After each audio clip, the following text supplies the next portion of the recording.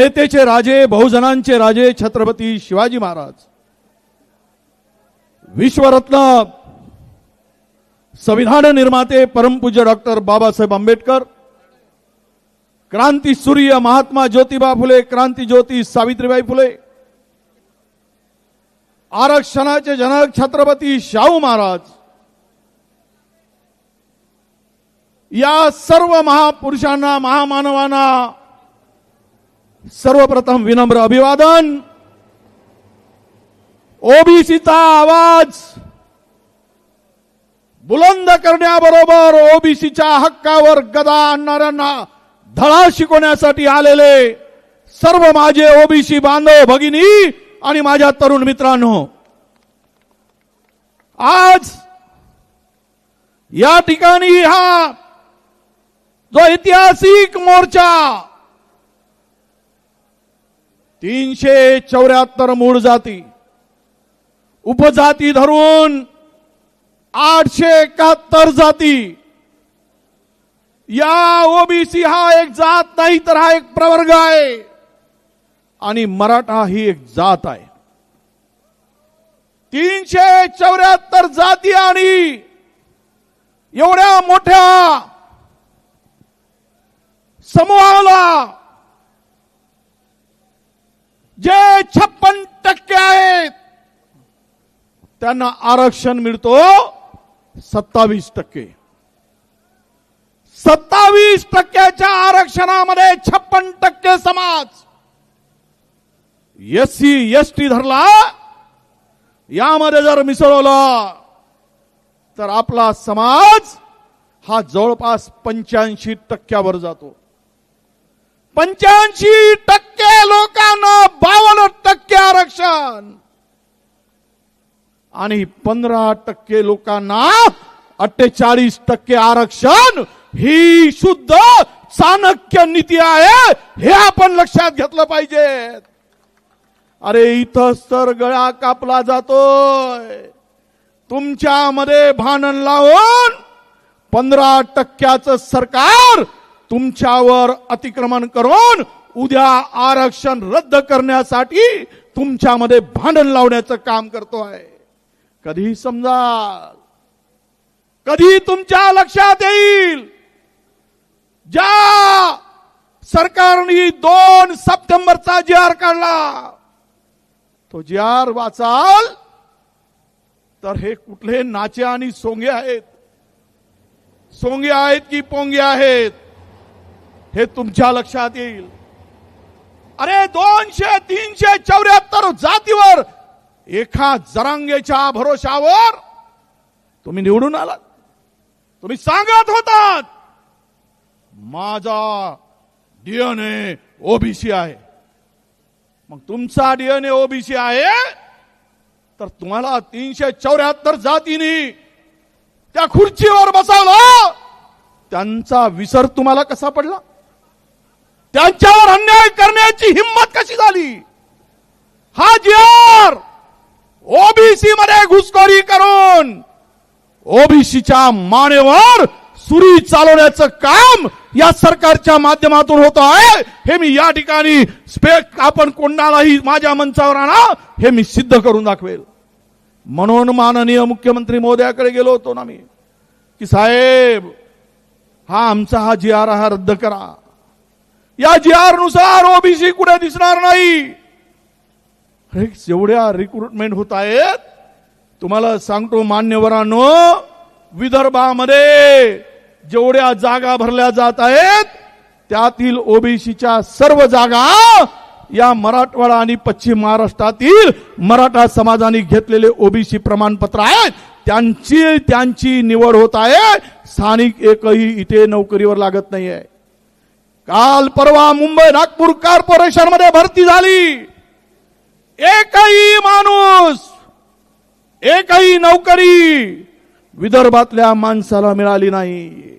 आमच्याकडे जेवढे कृषी सहाय्यक आलेत, माहिती काढा, जिल्ह्यात जिल्ह्यात, तालुक्यात तालुक्यात एकही माणूस आपला नाही। नोकऱ्या संपवून टाकल्या जात आहेत आणि मोठ्या समाजाला हे सर्व आरक्षण दिलं जात आहे। अरे आम्ही महाराजांनी छत्रपती शिवाजी महाराजांचं नाव घेतो. त्यांनी 18 पगड जातीला 12 बलुतेदारांना घेऊन हे राज्य स्थापन केलं. 12 बलुतेदारांची काळजी महाराजांनी घेतली. परंतु हा जरांगे आमच्या मुळावर उठला आहे आणि हे फडणवीसांचं सरकार आम्हाला मुळापासून संपवण्याचं काम करायसाठी जरांगे पुढे झुकला आहे. म्हणून शुद्धीवर आणण्यासाठी आजचा हा मोर्चा आहे की सुधर जाओ, होश में आओ, नाहीतर तुम्हाला तुमची जागा दाखवल्याशिवाय राहणार नाही. हे या ठिकाणी आहे. काय म्हणतात जरांगे? म्हणजे राजकारण करायला निघाले म्हणतात. आम्ही राजकारण करायला निघालो असतो. गेली 15-20 दिवस सातत्यानं ओबीसीच्या लोकांना हे समजावून देण्याचं काम आम्ही करतो. अरे इथे कोणाचा तरी फोटो आहे का? कोणत्या नेत्याचा फोटो लावलाय? वडेट्टीवारांचा फोटो कुठे दिसला? अरे आमदारकी गेली खड्ड्यात. माझ्या 372 जातीवर अन्याय होत असेल तर वडेट्टीवार उतरणार मैदानात, कशाची पर्वा करणार नाही, कशाची चिंता करणार नाही. सत्ता पद हे आज आहे उद्या नाही आहे. पण ओबीसी बांधवाचं संरक्षण करणं, त्यांच्या हक्काचं संरक्षण करणं हे आमचं पहिलं काम आहे. म्हणून मी मैदानात उतरलो आहे. माझे सर्व सहकारी मैदानात उतरले आहेत. त्याची पर्वा आम्ही केली नाही. आणि कोण मूर्ख आहे? ह्या मराठ्यांनाच समजत नाही. अरे बाबा, माझी लेकरं तो जरांग्या म्हणते, तुझी लेकरं आमची काय बकरे? तुझी लेकरं आमचे बकरं. ईडब्ल्यूएस मध्ये त्यांना 10% आरक्षण मधून 8.5% आरक्षणाचा फायदा मराठा समाजाला मिळतोय. 8.5%. आता नोकरी मिळत आहे ना बाबा. काल आम्ही एमपीएससीचा निकाल पाहिला. एमपीएससीच्या निकालामध्ये जो कटाप आहे, तो कटाप जर तुम्ही लक्षात घेतला तर यातून या कटाप मध्ये एमपीएससीच्या ओबीसीचा कटाप 485 ओबीसीचा आणि ईडब्ल्यूएसचा कटाप 450 आहे. आता तुम्ही सांगा, ओबीसी मध्ये स्पर्धा आहे का ईडब्ल्यूएस मध्ये आहे? या बैताड जरांगेला हे समजतच नाही. अरे फायदा मराठा तरुणांचा कुठे आहे? आणि आम्ही पहिलेच 10x10च्या खोलीमध्ये 50 जण झोपतात, तर का आमच्या उरावर झोपायला पाठवतेस? कुठे मिळणार आम्हाला हक्क आमचा? अरे घ्यायचं असेल तर आमचा बळी मराठा समाजाच्या, मी सर्व नेत्यांना सांगतोय, आम्ही विरोधात नाही तुमच्या. मराठा समाजाला आरक्षण मिळालं पाहिजे, ही आमची भूमिका राहिली आहे. मराठा समाजाला आरक्षण दिलं पाहिजे. यासाठी जरांगे उपोषणाला बसले. त्यावेळेस मी तिथे गेलो होतो आणि सांगितलं माझा पाठिंबा. त्यावेळेस या ठिकाणी तुम्हाला माहित असेल, त्यावेळेस कुणबी नोंदी या ठिकाणी फक्त आणि फक्त यामध्ये माझा व्हिडिओ व्हायरल केला जात आहे. त्या व्हिडिओमध्ये मी सांगतो, त्यावेळेस 8,300 फक्त मराठा आपल्या कुणबी नोंदी होत्या पूर्ण मराठवाड्यामध्ये. म्हणून मी भूमिका घेतली की 8,300 नोंदी आहेत, त्या सर्व लोकांना कुणबी प्रमाणपत्र देण्यास आमचा विरोध नाही, आम्ही कोणी विरोध करणार नाही, ही भूमिका त्यावेळेस घेतली. परंतु ज्यावेळेस शिंदे समिती आली, त्या शिफारशीनंतर मराठवाड्यामध्ये 2 वर्षामध्ये मागच्या 2,41,40,000 प्रमाणपत्र वाटले गेली. 2,41,40,000 आणि आज रोज 1000 प्रमाणपत्र वाटली जात आहे. म्हणजेच पूर्ण मराठा समाज ओबीसी मध्ये आला तर एमबीबीएस मध्ये तुमचा नंबर लागणार नाही, मेडिकल मध्ये लागणार नाही, इंजिनियर मध्ये लागणार नाही, नोकरी मिळणार नाही. कारण पहिलवान ते आहेत, हिंद केसरी ते आहेत, तुम्ही पहिलवान ते आहेत आणि आम्ही काय आहोत? कुपोषित आहोत. कुपोषित माणसाला घराबाहेर काढण्याचं काम होईल आणि यामधून सर्वात नुकसान कोणाचं होणार आहे? मी ते जबाबदारीनं सांगतो आहे, मराठा समाज जर आला तर आता उपवर्गीकरणाचं काम सरकार करत आहे आणि त्यामध्ये जर कुणबी समाज आला त्यामध्ये टाकलं मराठ्याबरोबर सर्वे करून तर माझ्या विदर्भातला ओरिजिनल हा ओबीसी कुणबी उद्ध्वस्त झाल्याशिवाय राहणार नाही, हे आपण लक्षात घेतलं पाहिजे. ही लढाई काही आम्ही आमच्यासाठी लढत नाही आहोत. ही लढाईमध्ये उतरलो, परवा केली नाही, मुख्यमंत्र्यांनी विनंती केली तरी मानलो नाही, कारण ओबीसीचं रक्त आहे. अरे मायक्रो ओबीसी असेल तरी वडेट्टीवार कुठल्या भीतीला, कुठल्या धमकीला भीक घालत नाही, कारण सच्चाई के लिए हम लड़ने वाले हैं, झूठों से डरने वाले हम नहीं है, हे आम्ही दाखवून दिलं आहे. आणि यासाठी आपल्याला बांधवानो हा जे रद्द केल्याशिवाय आता आपल्याला थांबायचं नाही आहे. काय तकलादू काम आहे हो. या संदर्भात आमच्या मनोहर पाटील, मनोहर भाऊ जी आर काढला. यामध्ये स्थानिक चौकशी अहवाल यांना अर्जदार यांची पार्श्वभूमी सामाजिक कशी निवडायची यासाठी हा फॉर्म आहे. या फॉर्म मध्ये काय आहे माहिती आहे काय? गावातील, कुडातील इतर व्यक्तींना कुणबी जात प्रमाणपत्र मिळाले असल्यास त्या व्यक्तीचे नावे त्यांच्या अर्जदाराशी जोडा आणि प्रमाणपत्र देऊन द्या. शहाण्या हो, तुम्हाला अक्कल आहे आणि आम्हाला अक्कल नाही. त्याच्या पलीकडे नातेवाईकांनी प्रमाणपत्र दिलं तरी तो पात्र होईल. त्याच्या पलीकडे जाऊन जातीबद्दल कोणताही पुरावा नसल्यास, त्याबाबत प्रमाणपत्र दिले असल्यास त्यालाही ओबीसी देऊन टाका.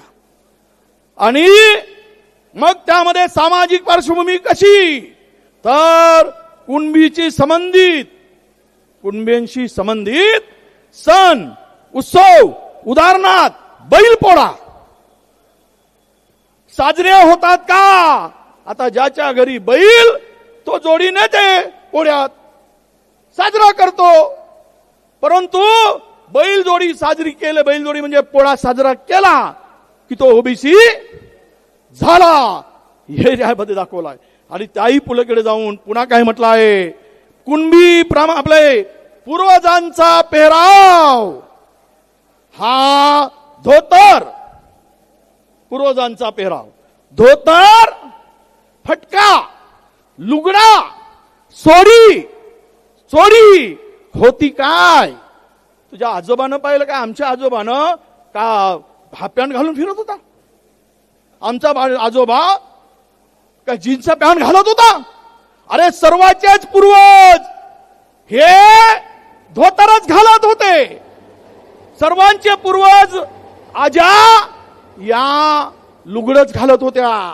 पण हे जर घालत असतील धोतर, फटका, लुगडा, चोडी, तोही का ना ओबीसी, तोही कुणबी, हे असे शहाणपणाचे जे आर काढले. याच्या पुढे जाऊन सांगतो आपल्याला, मूळ गावात समान आडनावाची कुटुंबे व नातेवाईक कुणबा करून बहुसंख्येनं राहत असतील तरी त्याला ओबीसी देऊन टाका. काय चाललंय, कुठे घेऊन चाललाय महाराष्ट्राला? अरे आमच्यामध्ये भांडण लावायचं काम केलं. हा जे आर काढला आणि सरकार पुरस्कृत, अरे बसा 2 मिनिट, त्या 2-4 उभे आहेत ते तुमच्या मुळावर उठला हा जे आर, तुमचा उद्ध्वस्त करणारा हा जे आर, तुम्हाला बर्बाद करणारा हा जे आर आहे. हा जे आर जर रद्द झाला नाही तो तुमची पिढी तुम्हाला माफ करणार नाही.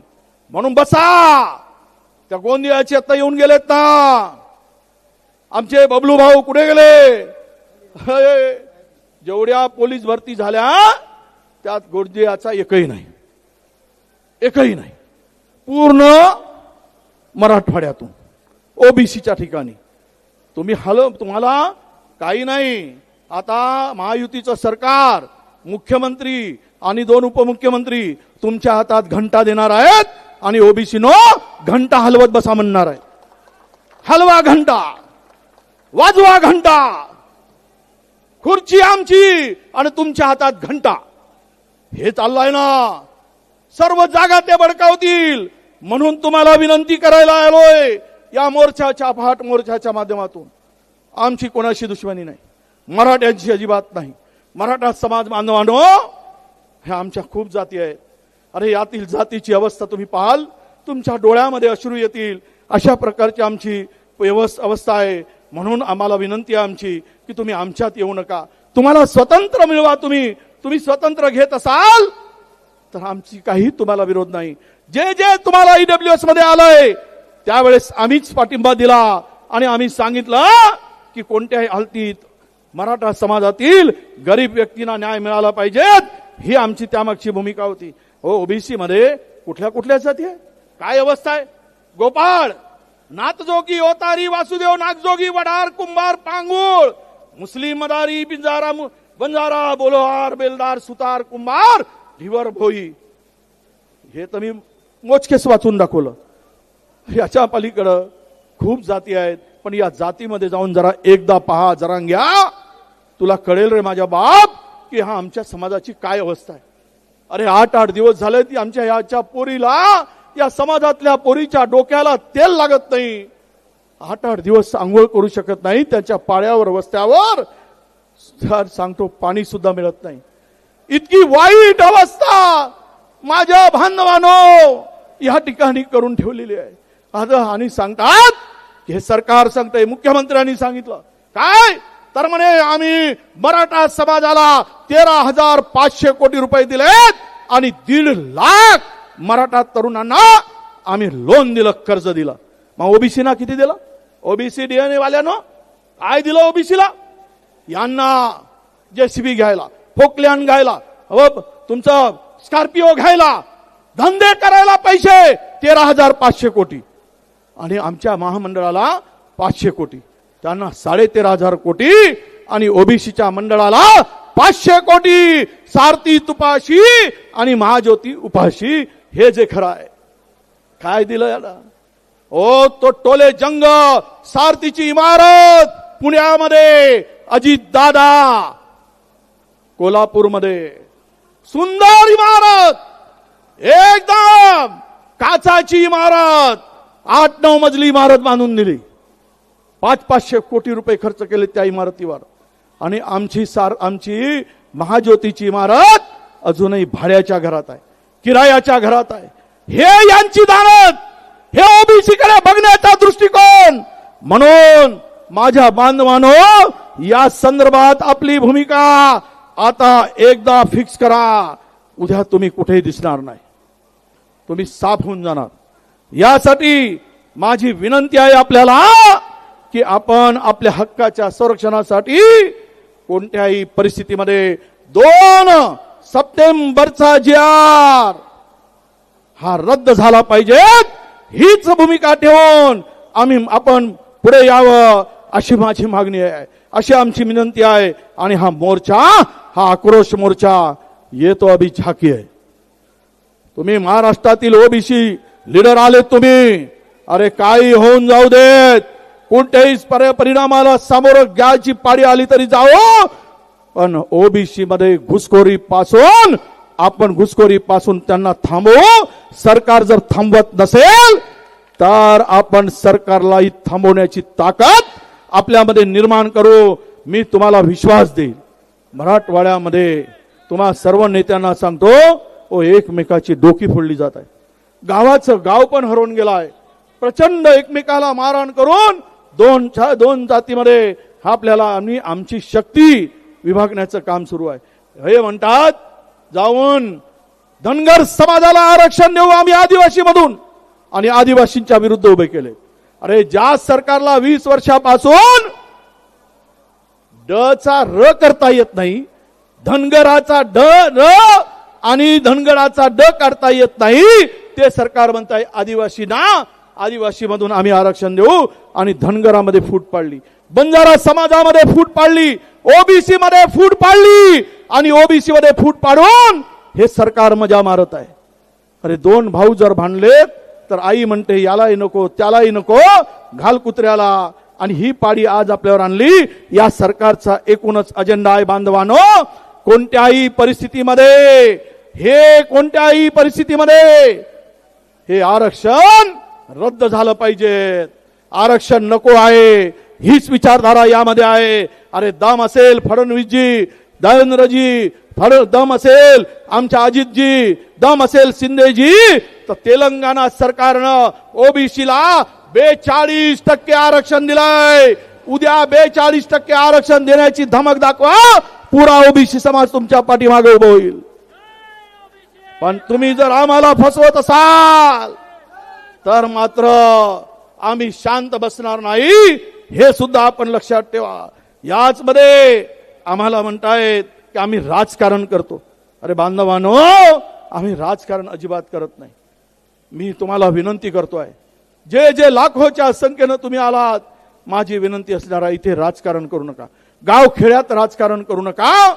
तुमची पिढी, उद्या उद्ध्वस्त होणाऱ्या पिढीला वाचवण्यासाठी एक वेळ, आम्ही कुणाच्याही विरोधात नाही, आम्ही सरकारच्या विरोधात नाही, पण सरकारने जर जी.आर. काढला असेल तर काय सरकारच्या विरुद्ध बोलू नये.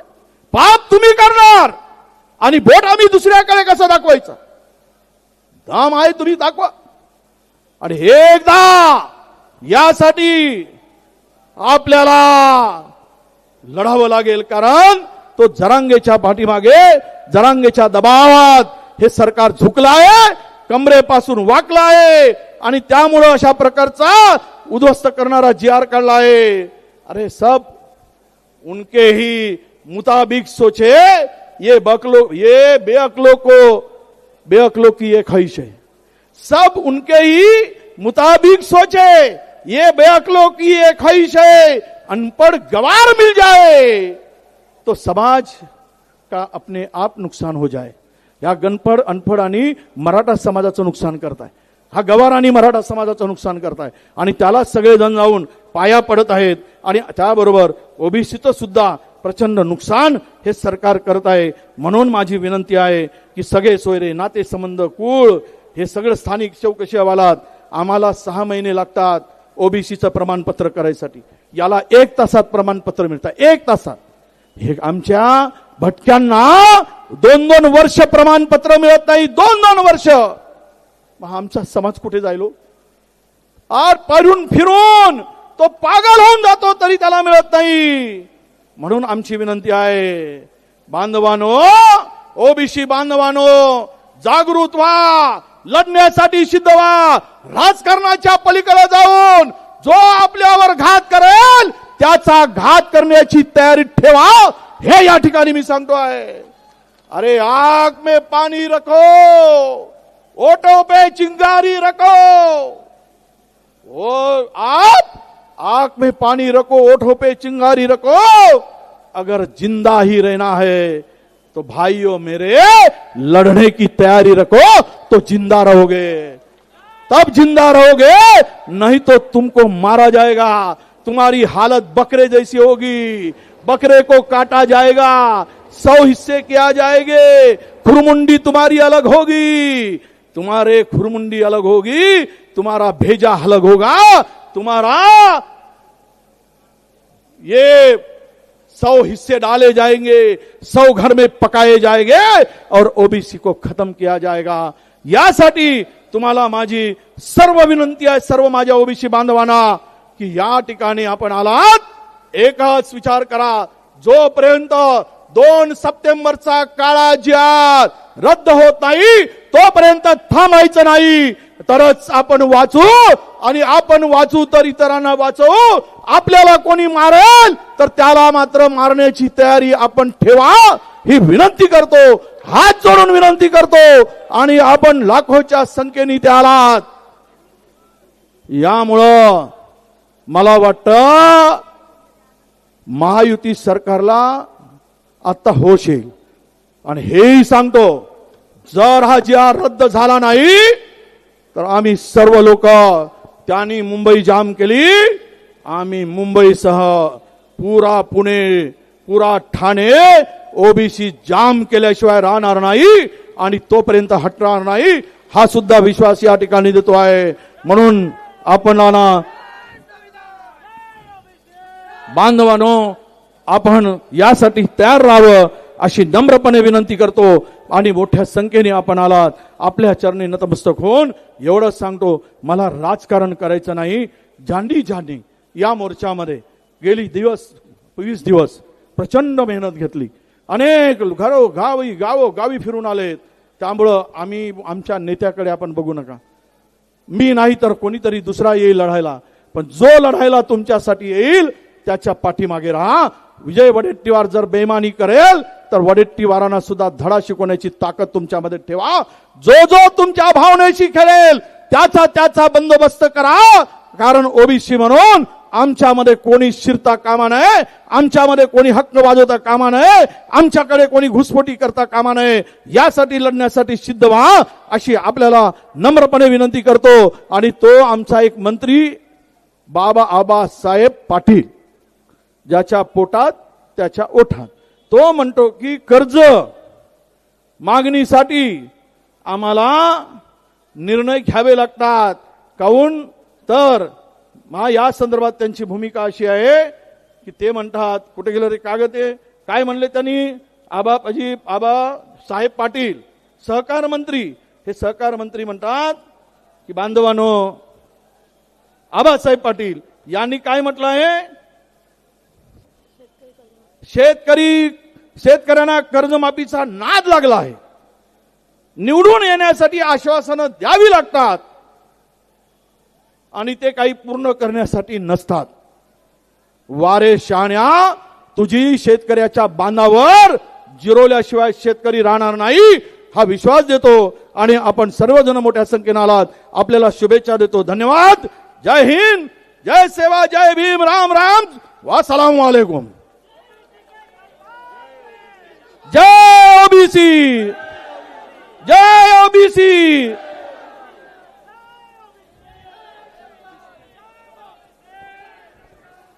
सर्व ओबीसी बांधवांनी एकदा हात वर करा, पुन्हा एकदा दोन्ही